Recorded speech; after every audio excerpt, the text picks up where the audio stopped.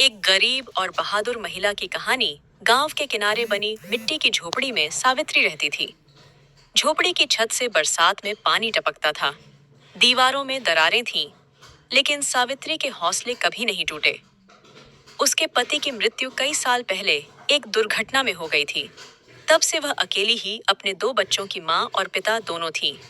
सुबह होने से पहले ही सावित्री उठ जाती, अंधेरे में चूल्हा जलाती, बच्चों के लिए सूखी रोटी और नमक रखती और फिर काम की तलाश में निकल पड़ती। कभी खेतों में मजदूरी, कभी ईंट भट्ठे पर काम, तो कभी लोगों के घरों में सफाई।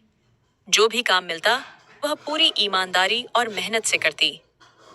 गांव के कुछ लोग उसे कमजोर समझते थे। कहते थे, औरत होकर अकेले क्या कर लेगी।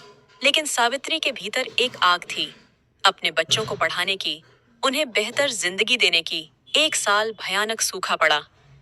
काम मिलना मुश्किल हो गया। कई दिनों तक घर में चूल्हा नहीं जला। बच्चों की भूख देखकर सावित्री का दिल टूटता, पर वह उनके सामने कभी रोती नहीं। रात को सब सो जाते, तब वह चुपचाप आंसू बहाती और खुद से कहती, कल जरूर कोई रास्ता निकलेगा। उसने हार नहीं मानी। उसने पास के शहर में जाकर निर्माण स्थल पर काम करना शुरू किया। दिन भर पत्थर उठाती, सीमेंट ढोती, हाथ छिल जाते, बसन काट के औताटे बदन टूट जाता, लेकिन उसकी आत्मा मजबूत होती गई।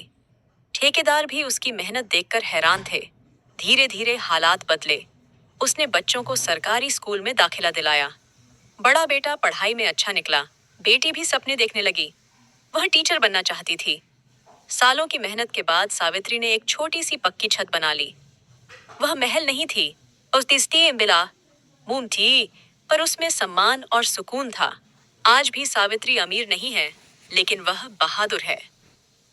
उसकी कहानी हमें सिखाती है कि गरीबी हालात हो सकते हैं, पहचान नहीं, और सच्ची ताकत शरीर में नहीं, हिम्मत और आत्मसम्मान में होती है।